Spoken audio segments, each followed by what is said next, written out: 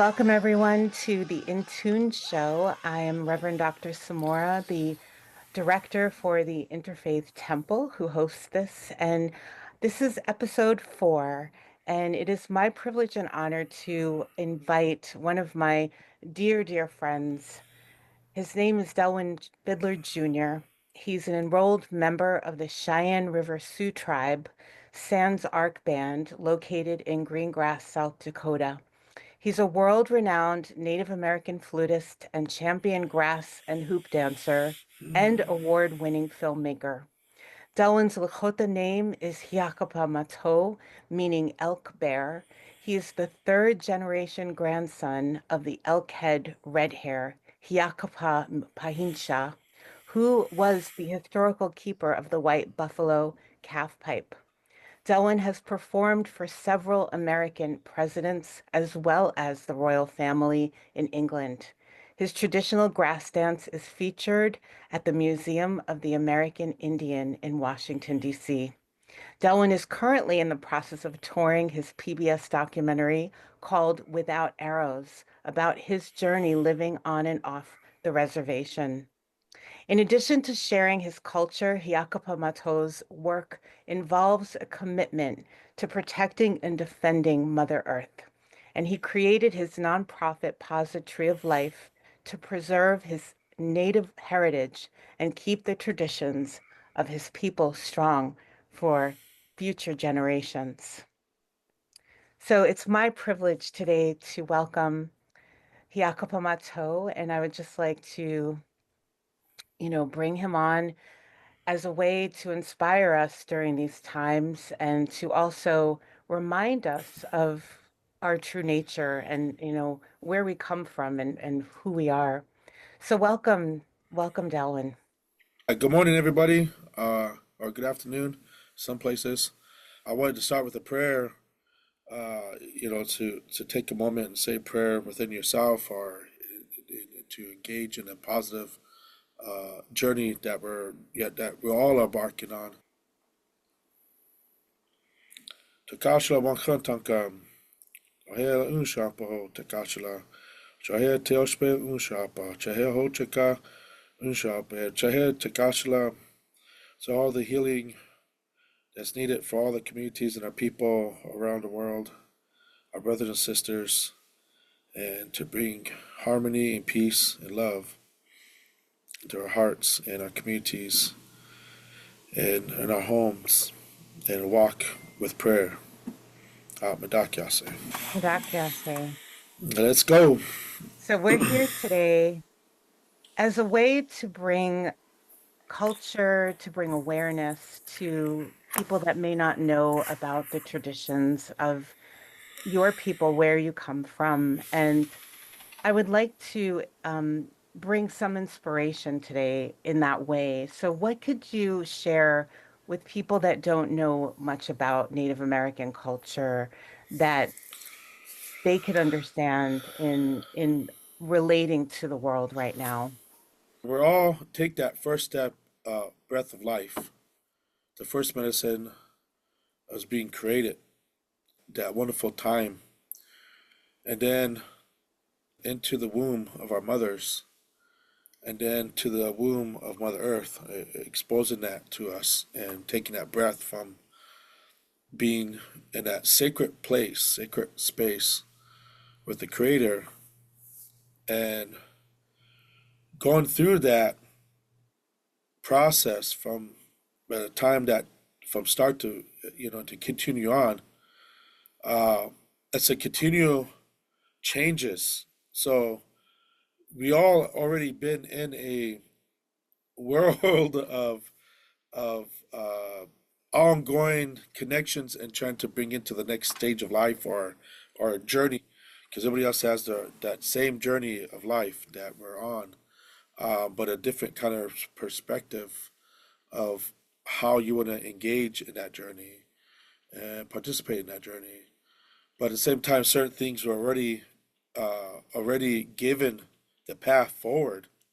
So what I'm saying to say is that within those different time frames, stages of life, it's a gift that's not given to everybody, and it's a prayer in motion, I call it.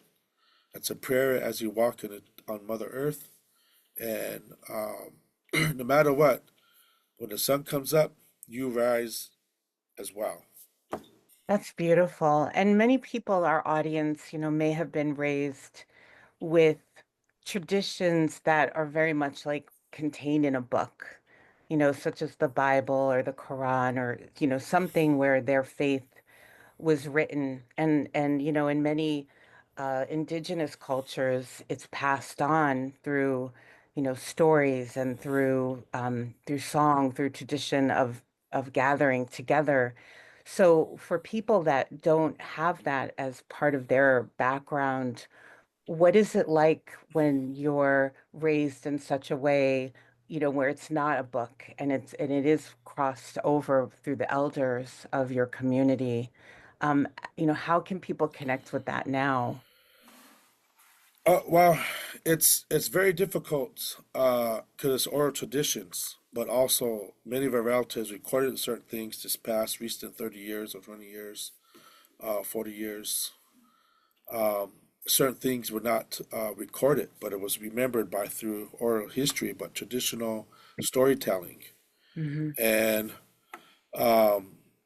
this is a reason why I created the positive tree of life to come back to your roots.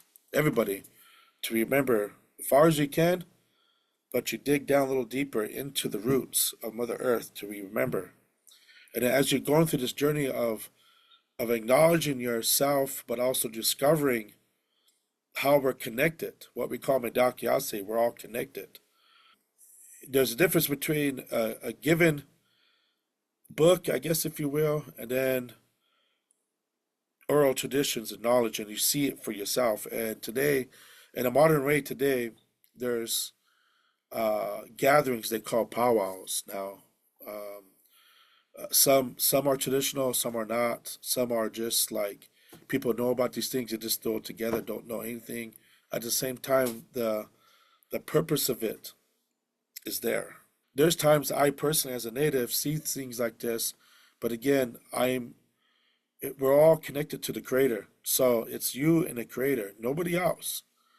So trying to be respectful, but also trying to be honorable on your path, but have we don't know everything or anything like that. That's why it's an ongoing path, trail to discover those roots of those things to remember. Your spirit will recognize these things, and then when you start getting in tune, it's like touching the water.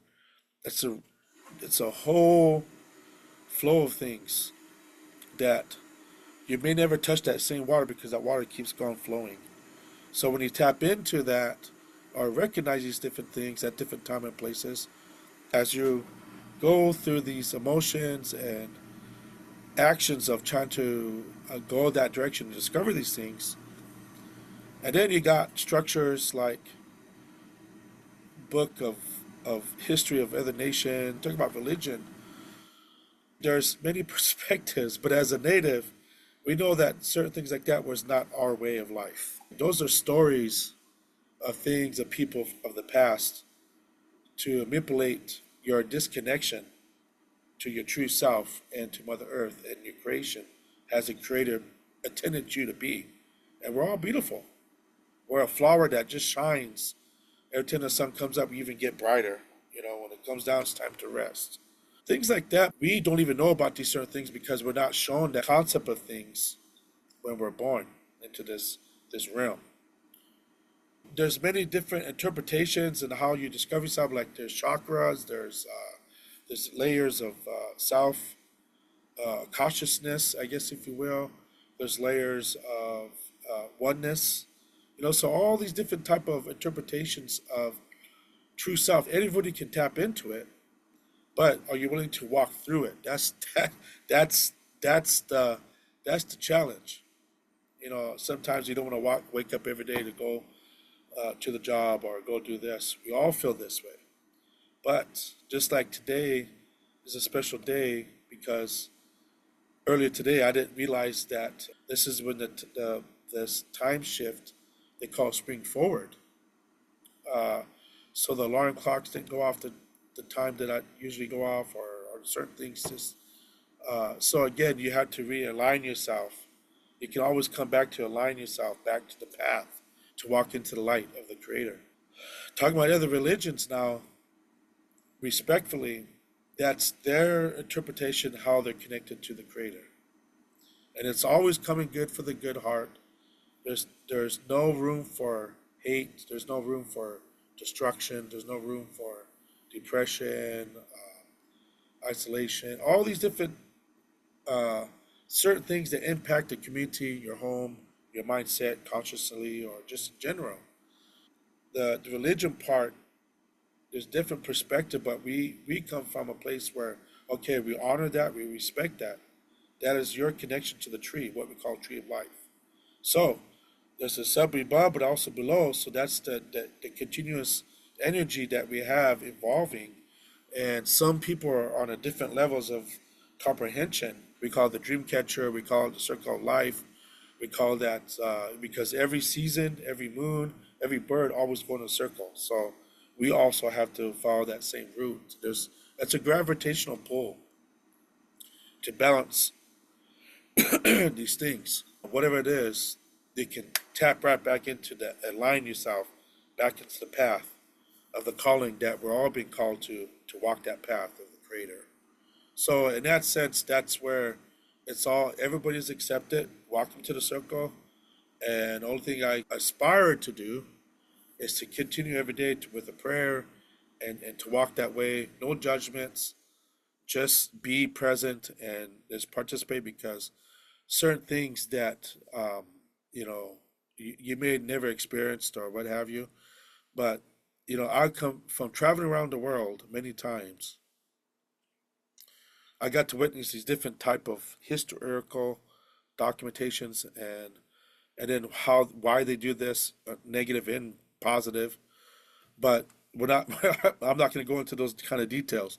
But the bottom line is, when you find the true history of those certain things, it gets you out of the connection because everything is distraction for you to walk your path. And our way of life, every every season and every moon, full moon, and there's different times that we hold ceremonies and different times that we tell stories. But those things like that never been told to us, never been shown because in our way, what I call genocidal tactics, which has been going on for a long time, centuries.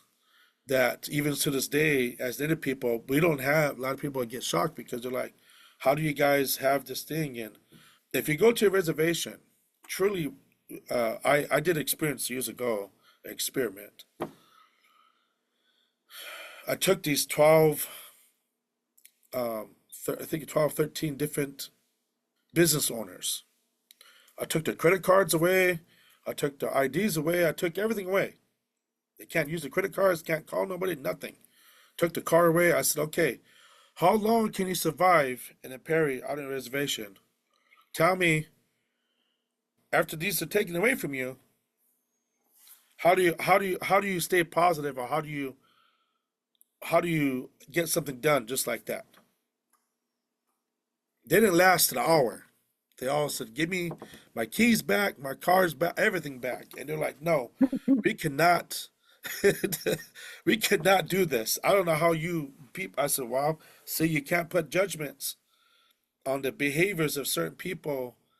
It's not. It's not. It's a behavior that they learned, or a behavior, good or bad. But the concept I was trying to display is that are you truly connected to the source? Because when you're out there by yourself, when you came in this world, you're this way. When you exit the world, you're gonna go the same way. But in between is our lessons and the celebration of life. So in our way, in many traditions, many nations around the world, they sing a song. They share stories when they're born. They give you a name. They give you certain things lined up. Traditionally, we share the stories. There's storytellers. There's runners. There's all these different type of individuals that have certain kind of skills that we know when they're born. So we put them right into that source of what they're tap into that source. So when they get older, they already in that space to bring that medicine to the people as a singer, as a dancer, as a storyteller, as a historian, as a painter. But today, we don't have that. So you have to be everything. What they call today entrepreneur, you know, entrepreneur of self, I guess I'm gonna call it. Blessing might come, or medicine might come to you day or night, or any time for that matter, to recognize that at that moment in time, to be cautious of what's happening around you, surroundings, and then also these things that you prayed for, that you've been wanting, your spirit's been wanting. So these type of things that we Native people, there's many traditions. There's over there's thousands of nations, not tribes, nations. So that are still here, that we're still here, sharing this knowledge is of for the people, all people. It all connects, but also tap into that source of yourself and trying to bring that out. And it's kind of scary, but as you grow and read, watch the moon and the what we call circle of life, you're going with it, just like the Earth is in Earth, Sun, and all the alignment of the planets that we see, it's going into this unknown space, what they call universe. It's just going. It's a continual path, and around that path, it's like this. It's going. We're going through these different new area that nobody has ever been to, or even experienced. So going through this traditional ways of things of my people, or the way I've been shown, there's no wrong way. This is how you interpret. But our people, we have seven sacred rites. There's certain ceremonies that we do to entune, what I call spirit entombment. So you be in line with your prayer. So whatever you put out, like you put out the expression, that's what's gonna come back to you. Because Yes. whatever you do, it's gonna like this circular motion. It's gonna come back to you. So please be kind to yourself, your community, the best way you can. Yes, say Um, good words. say good words. So yeah, so there's different levels of consciousness that we all can be more, even more beyond awareness of these things.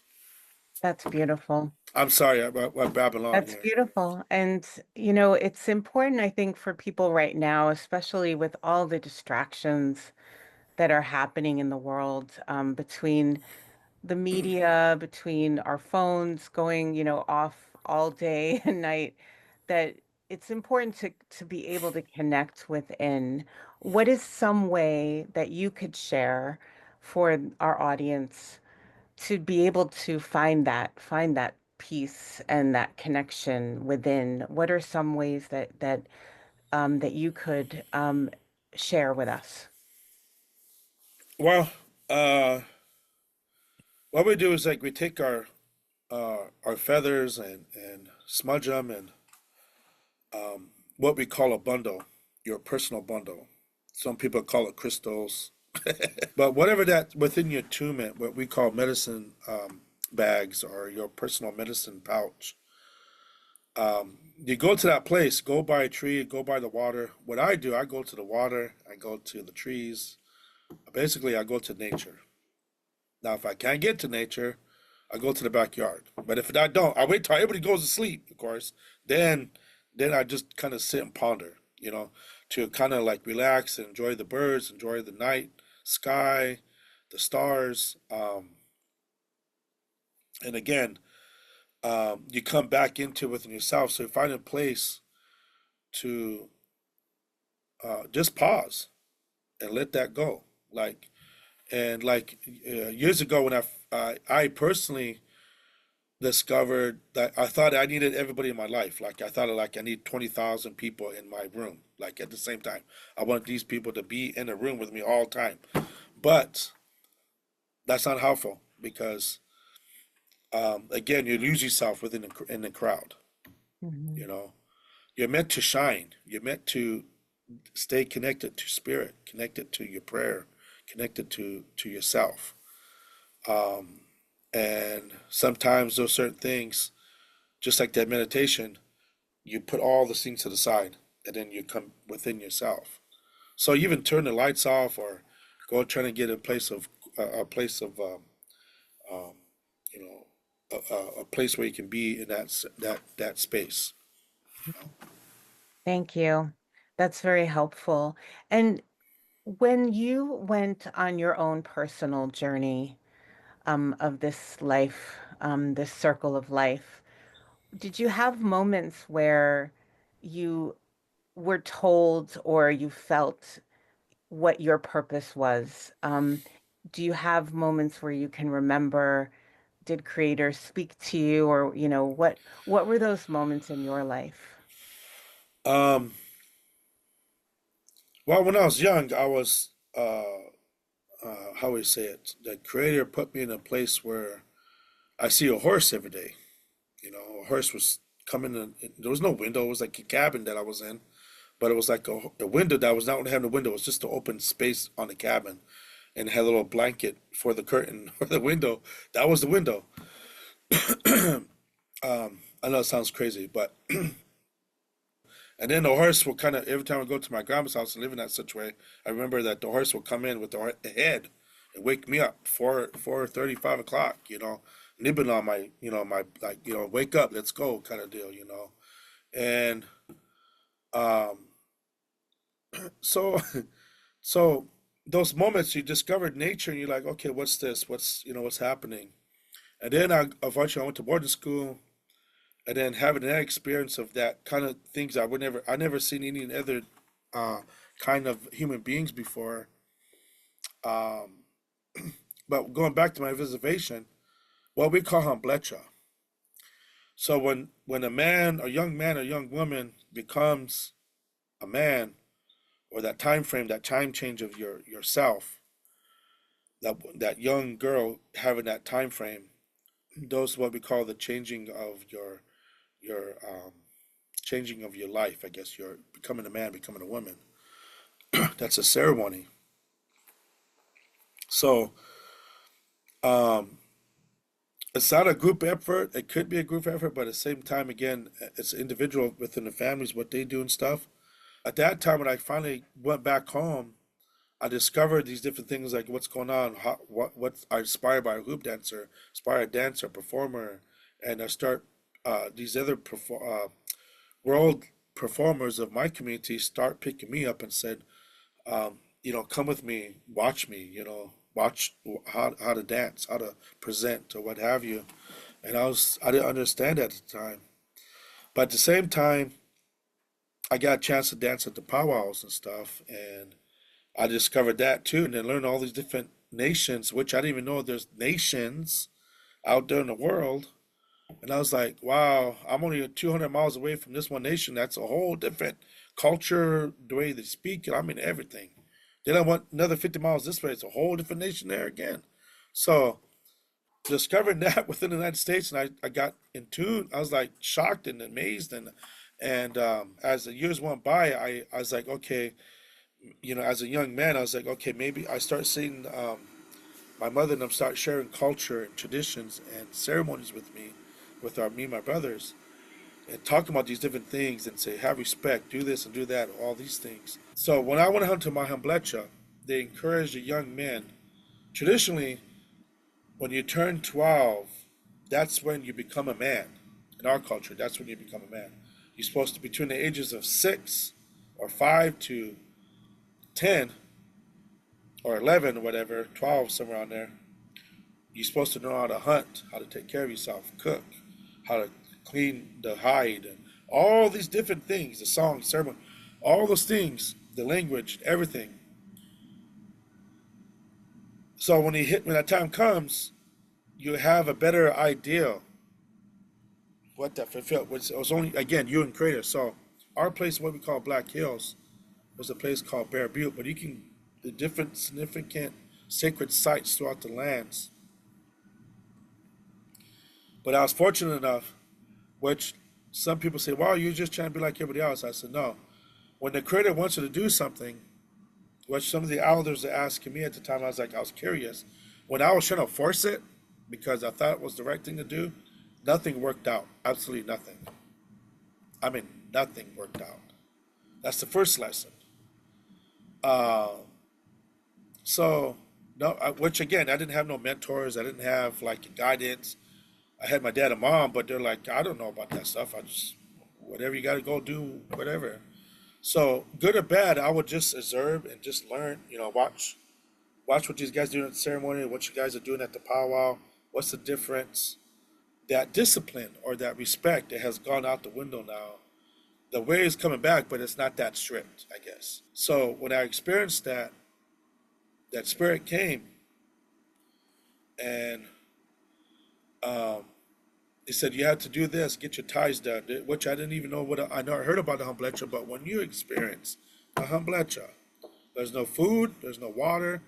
Traditionally, you put 4 days in prayer, 4 days humblecha, and then 4 days to come out of prayer. And then after you get out of prayer, you go right into Sundance. It's supposed to be hitting around time to Sundance. You go into Sundance. Another 4 days with no food and water. In total, there's 12 days. Where's 4, 8, 12? Yeah. 12 days in total that you're supposed to have food, water, all these different things to renew yourself. In modern science, you call that cleansing. Like a So, fast. like a fast. And so, fasting brings that to cleansing. So, when you do Hamblecha, that lesson, they take you to create it. Now, if you ever go there, if you had a chance to be in the Baja Sapa, the Black Hills, we call it, the Bear Butte, that's a sacred place for all nations. We go there and pray. So, you see at different times of the year, you have people with it. If you see that, please have respect and just leave, don't go that way. But when I went up there, my when he before that went up there, I was like, okay, maybe this is not meant for me. This is not. Maybe I ain't supposed to use this. So I just put everything to the side. Like when I gather some things, I put it to the side. I said, okay, maybe it's not the time. Well, a couple of weeks later, an elder comes up to me and says, when it's ready, you're gonna hear a sound. You're gonna hear a sound. The Kaashalas can guide you to where you need to be. You listen to that guidance, that energy. So um, at the time, an elder says you're gonna get bitten by a uh, nature, and you're gonna have this. Once you bit, do not kill this animal or this insect or whatever. Listen, because that's the time you're supposed to tap in to this pathway. I was like, yeah. I tried many times. I like what I'm not gonna you're just full of talk, whatever. Well, all of a sudden I heard that ringing in my ear, my whole spirit, like boom, and just like a loud ring came out, like, and I was like, okay. I stopped. I was in I can remember that day. I was in Eagle Butte, South Dakota, just doing what teenagers just roaming around, being a teenager, and all of a sudden that happened to me. The next day, the elder comes and says, "Okay, here's some feathers. Here's a bucket." Another elder comes. Here's sweetgrass. Here's some sage. Here's here's the paradise. Here's the things that you need to make this altar. This is the altar from this world to this world. I mean, they explain everything. I mean, absolutely with no hose bars, no interference, no nothing. Just straight out. Just give me the information. I was like, after I was like, I was kind of shaking up because I couldn't believe it. Then my mom comes, $100 in cash, gives her keys to me and says, "Take my car to that place to go do your blecha if you need my car. I fill it with gas. Take your stuff and go. Here's the buffalo hide. Here's the star quilt. Here's the chanupa. Here's the buffalo skull. Everything you needed. Go." Then, then another medicine man down south from Rosebud Territory, the Psychology Nation, came forth and was a messenger from this other medicine man down there, telling me I have to help you, guide you to this location.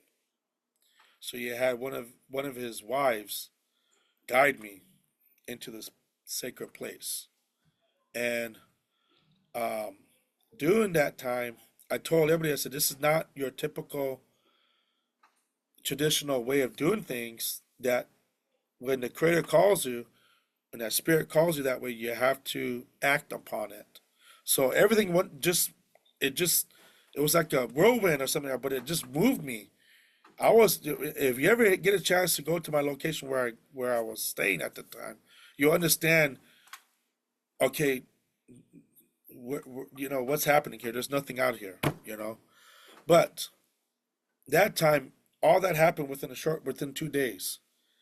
And the next thing you know, I was in Humblecha. Now, they did not tell me that I was going to be out there for a couple of days, okay? They did not tell me that I cannot. They told me you cannot move, you can't run out of the altar, you can go back there, but you got to go back in there. All these different things. So I'm not going to go into what I experienced, but my spirit and everything is just woken up. So at the time, sometimes people cry for a vision all their lives and never get a response. Because I don't know why. I don't know. Because their heart's not in the right space, or they're just not seeing it, they're not understanding, or I don't know. But a lot of people struggle with this from my nation. At that time, these different people were asking different questions about, I don't know what their issues were, I don't know. But I went home, we did that, and I was supposed to come back. I was supposed to be 4 days, I only stayed for 3 days. After the time, after I got in tune, my grandfathers came and shared some knowledge with me. And I can understand the language that they were speaking, Lakota. And they told me, this is your path. This is what you do. Now, at this point forward, you could not. And they asked me. There was another spirit came forth. Another, it was like a test or something. This one medicine keep on asking me, you want to be part of this? You want to be this society? You want to be part of this? Whatever. But you have to hurt people. But when you hurt people, you're going to get hurt too in return. And then whatever you want, we can bring everything you want, but you're going to get hurt. You're going to be crippled. By the time you get 50, 60, you're going to be very crippled. I don't want that.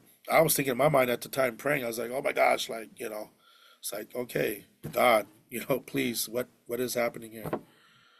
Takashila, the creator, Wakantanka. So at the time, the grandfathers came, and I was like, okay, maybe this is the time. Maybe I was not say doubting, but that prayer kept going. I was like, I'm gonna continue to pray. That's what they told me to do. You gotta stay in that motion, in that place. So I say that prayer, and then my grandfathers came, which I didn't understand. My grandfathers coming this way to share these knowledges. Now, when they come on the other side, the messengers, they're telling you what is coming or what's going to happen or what have you at different times, which I didn't understand that at the time. I come off the mountain, I took my stuff off. I said, it's time to go. When the sun comes up, go. So, okay, hey, grab my stuff, got everything, little bundle, whatever you can call it, grabbed it down the hill, came down. The person says, well, you can't do this. They had all these different things, whatever. I said, well, you didn't put me on the hill, so I don't got time for this hindrance. This you cannot stop the prayer that the Creator, God gave us, or the Creator, as we call him. Do the ceremony. So we did the last two to come in. So we want two last two to get out. So we came back into this world. As soon as I came back, this elder that took me there said, oh, I have problems with this and this and other. I have a lawsuit. And the words just came out. Monday comes, you're going to win the lawsuit. You're going to get your money by Wednesday, and you'll be okay Wednesday. And I said, okay, this is what's going to happen. All I ask is to bring some hides. That's it. That's all I ask. And then go live your life. Another elder comes. Well, this and other. So things, the words were just coming. I didn't even know these people. It was just coming out. Then as I got to the bottom of the hill, the Bear Butte, there's a buffalo ranch there. There's like buffalo roaming around. And there's a buffalo herd that gets short distance away. Well, I stood there, and the helper from Sakonju said, well, I'm gonna go feed you now. We're gonna break your fast a little bit to kind of give you some nutrients, some life. So we're gonna go eat something, and then we're gonna go to the sun dance, which I didn't even know. I never experienced that before. Through this way. So, the buffalo come, and I can remember, I still remember this day. The park ranger start running towards me. Is like, get away from that buffalo. Buffalo's gonna hurt you. Buffalo's gonna bite you. All this stuff. I said, it's God's will. It's the Creator's will. So if the Creator deems it, that's what it is. I cannot run away from anything from now. I gotta hit it head on, and all the negative stuff gotta step to the side because it's you and the Creator. The buffalo came to my face, licked my face, breathing on me, and just stuff. Oh my gosh! At the time, I was kind of a little shaken, but I was like, I can't. I have to be present. I have to be whatever this is meant to be. After we sat there, had a little conversation for a little bit, or a little stare down, whatever, it went back and then just turned around slowly and then went back to the herd. So that was mind blowing. That to see from the spiritual side and into the modern, into this world at the same, and I was like, okay, now my whole belief, or not say belief, or things I tap into, is like, whoa, wait a minute, like I really gonna have to grab. You can't grasp it because it's, it's not something you can grab. It's something that you have to just tap into. So my my helper said, we're gonna go north. We don't. I had no idea why I was going north. We're just gonna go north. And she's just going by. She didn't. Nobody didn't talk to this person or me or whatever. She said, we're going straight to this location, this Sundance. Okay, where we're going to? We're just going north. I said, okay. So she's just driving just different. We're just by whatever she feels. I was like, okay. She filled the tank up, and we just went. Like she's going left, right, left. These different roads. Next, you know, we ended up on what we call Sitting Bull Sundance.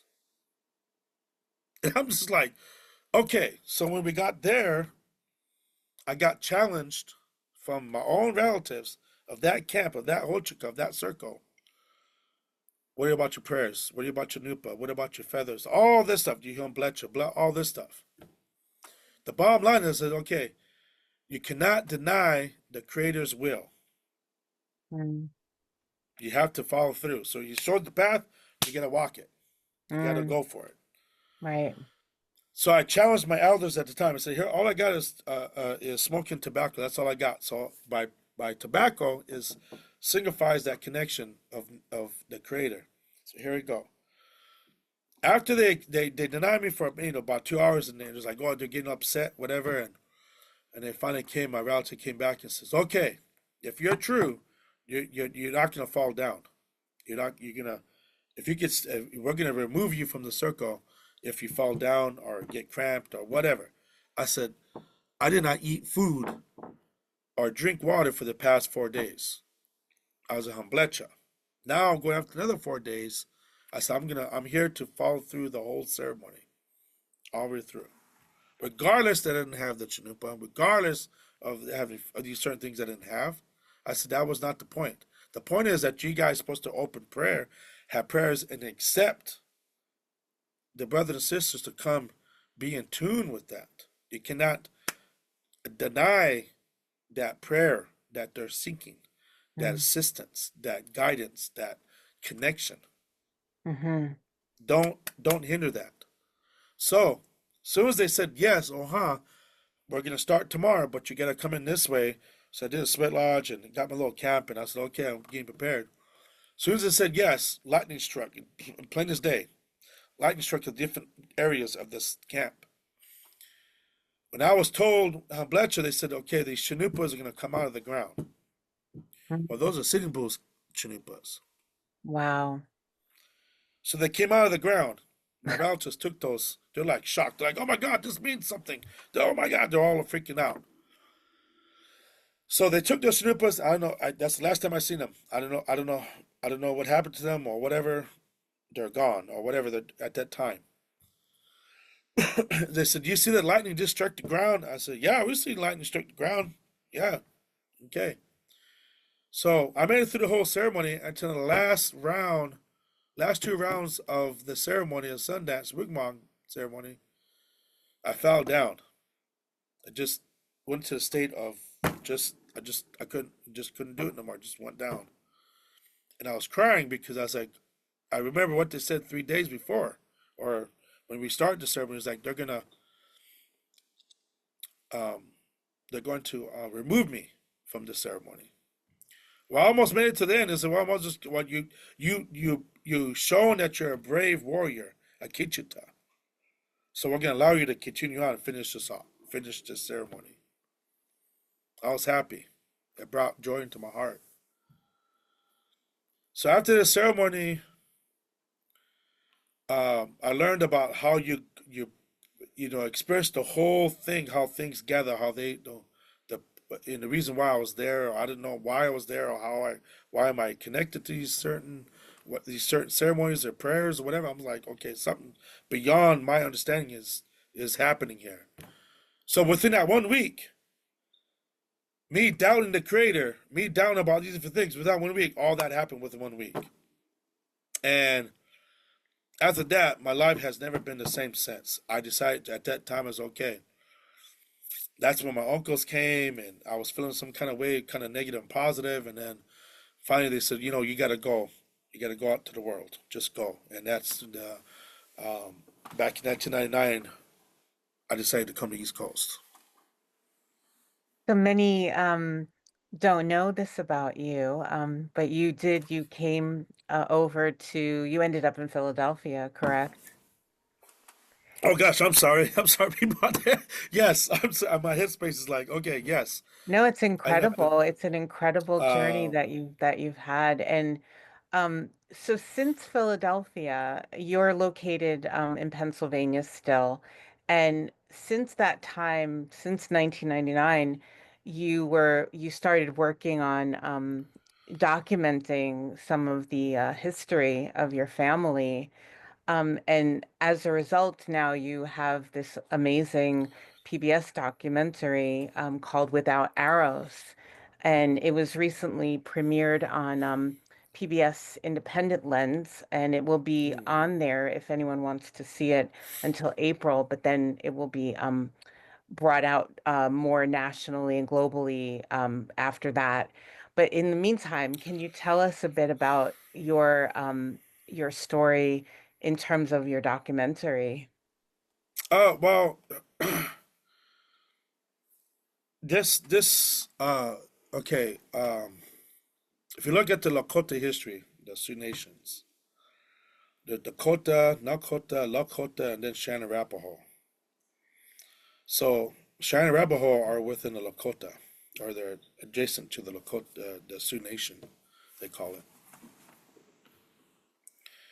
Over time, since Little Bighorn, we were taken from that to not having certain hunting grounds and spaces, so they put in some reservations where they closed all those things, and still to this day, and that still stands. Those tactics, what I call genocide tactics, are still happening to this day. So we people never had our rights back. If you look at history of these different timelines, 1989, we finally got our rights back to sing, dance, and do prayers and do ceremonies and stuff like that. What so little the movie came out like kind of a kind of connection was this Dancer's Wolves came out. And it was like, oh my God, how did like everybody's just kind of like, how do you be native? Put a choker on right away and renew themselves. All of a sudden, everybody wants to be whatever. And we were saying like, oh, can you never dance before? You never did this before, like, oh, and then it was like a battle of like, oh, you're a white man, you're an Indian man, no, you're traditional, you're not traditional, all this kind of stuff. So it was like a continuous, but it's so with that, my mother at the time, the councils and certain people were learning about these different acts that were implied with the American side, which we didn't understand this at the time. I didn't understand this. I was a young person at the time. But years later, 95, 96, my mother put these people on a stage where they had to they were what they were doing was taking items from the families in the museums and stuff, taking items and selling out to the black market. These certain individuals. So, and by law, you have to tell the people about these things. But you got this juniper clothes or whatever the case may be historically. Well, I kind of tap into it. I was like, what's my mom doing? So all those things had to get returned. We had the interior there, defense, all these different high profile Washington D.C. people there in Sharon Sioux tribe, telling the chairman, the council, and everybody else they have to return those things back to our family. And that this family, and which I didn't understand at the time. So since then, my mother was trying to bring tradition and culture in the world together. And then she says all that time we she's struggling. We got chastised and threatened and all these different things to bring prayer to the people, to bring positiveness. And so at that time frame, when I went to Philadelphia, learning, went to movies, and I did movies, and all these wonderful things that happened. And so during that time, um, 2010, I was abroad. I traveled the world for about, I don't know, 15 years, 12 years. So I finally just said, one time I got a call from the doctor saying you got to come back home.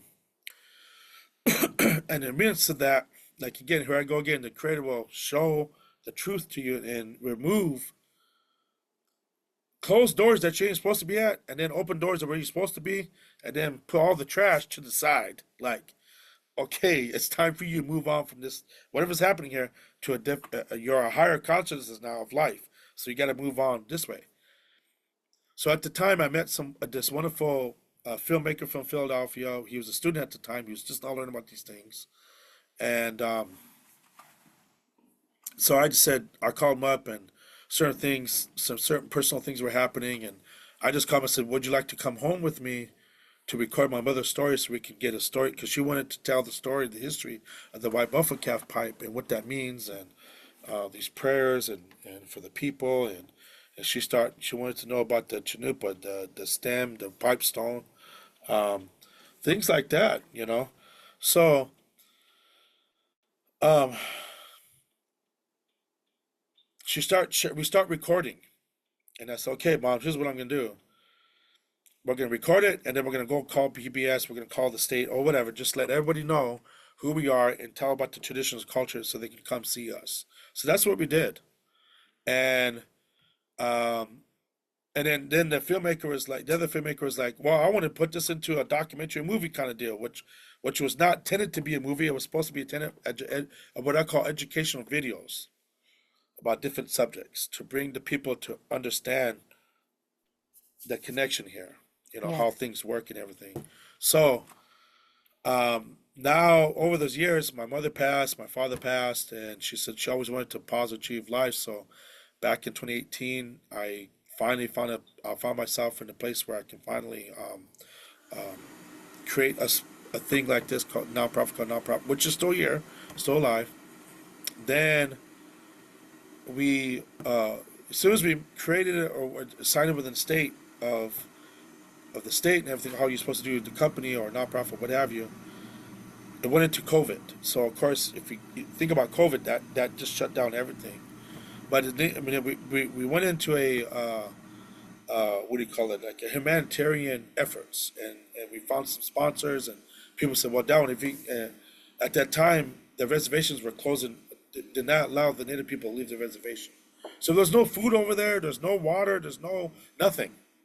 So a lot of native people have passed on, um, and that the tribe was not even doing nothing about it, or stopping people trying to bring uh, stopping people to bring food and stuff to the people, and then the people can get the food. So, and then a lot of people start traveling to Rapid City and to like sneaking out and just like, you know what, I'm just gonna sneak out to go get food.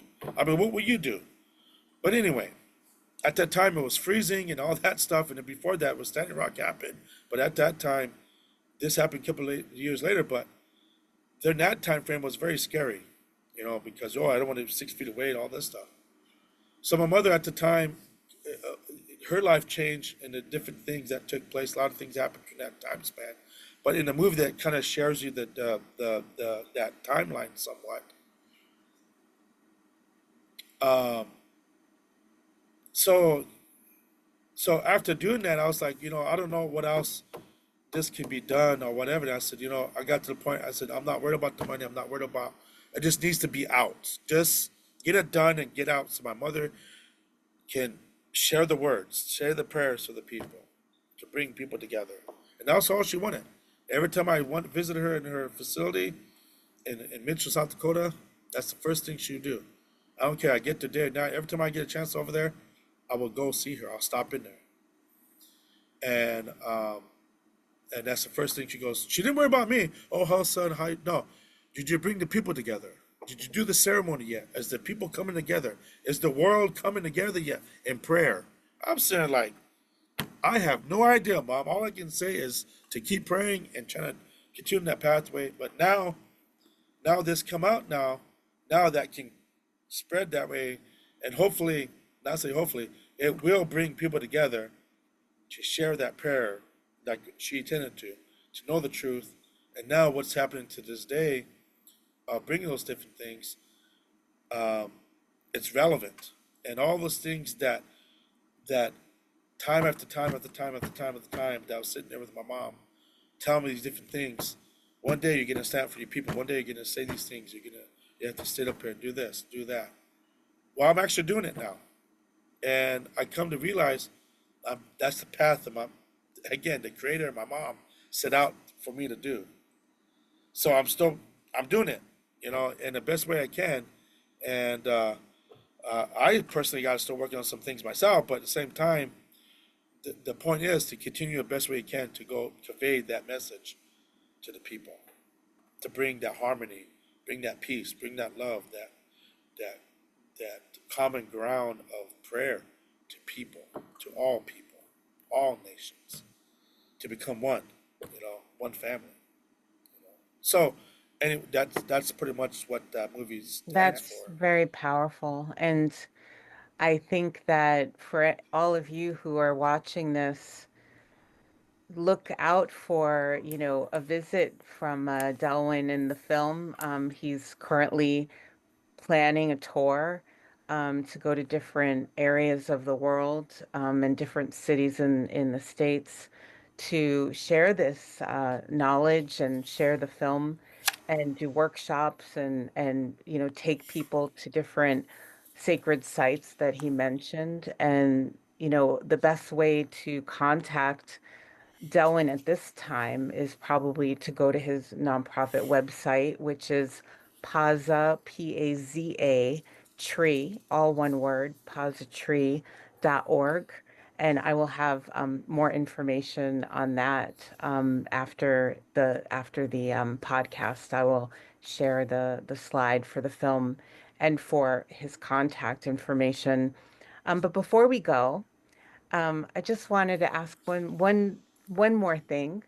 For anyone that's here watching this that needs some guidance to find joy within themselves, within their heart, what would be one thing that you would advise them to do?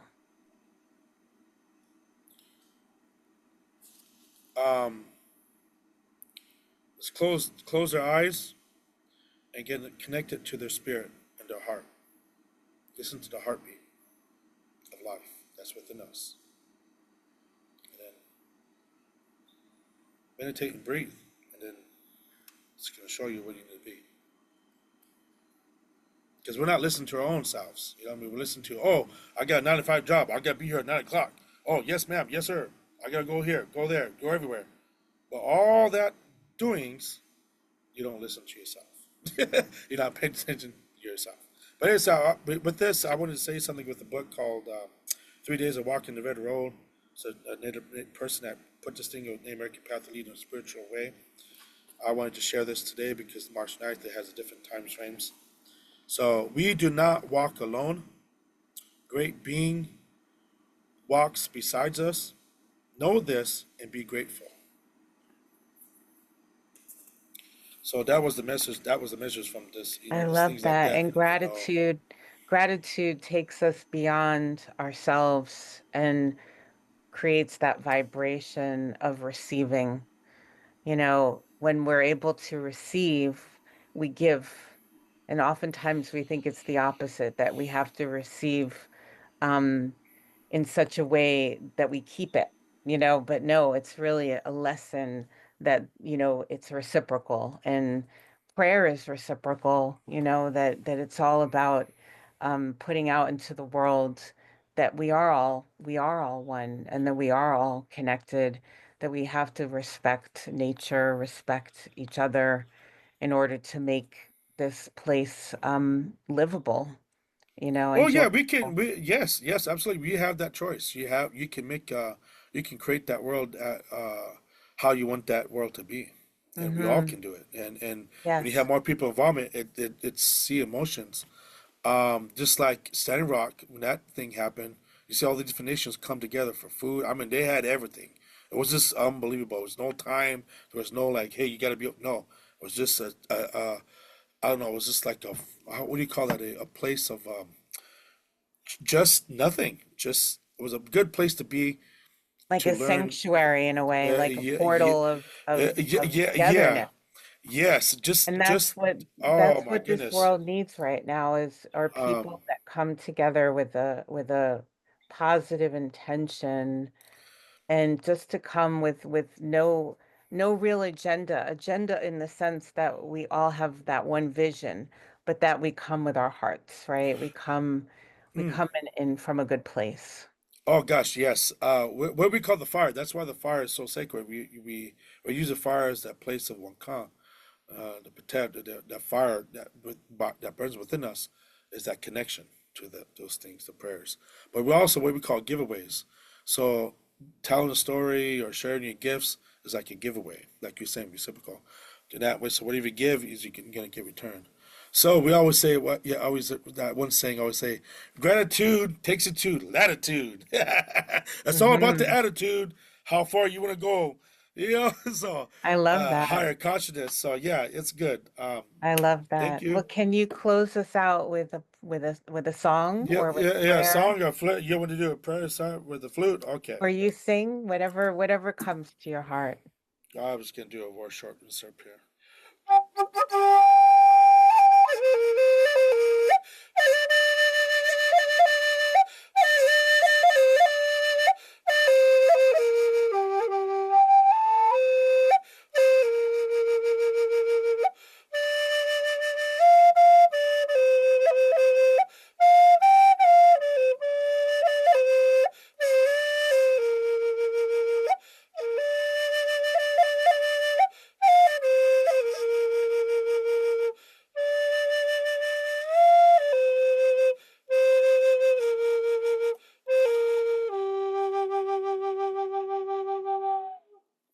There you go. Opalatanka. Oh, It's been a Rakasa. pleasure to be with you here today. And once again, I'm Reverend Dr. Samora. I've been speaking with Delwin Fiddler, also known as Hehakapa Mahto. And we hope you all have um, a wonderful day. Thank you. Yes. Vidakyase. Oh, later. Thanks.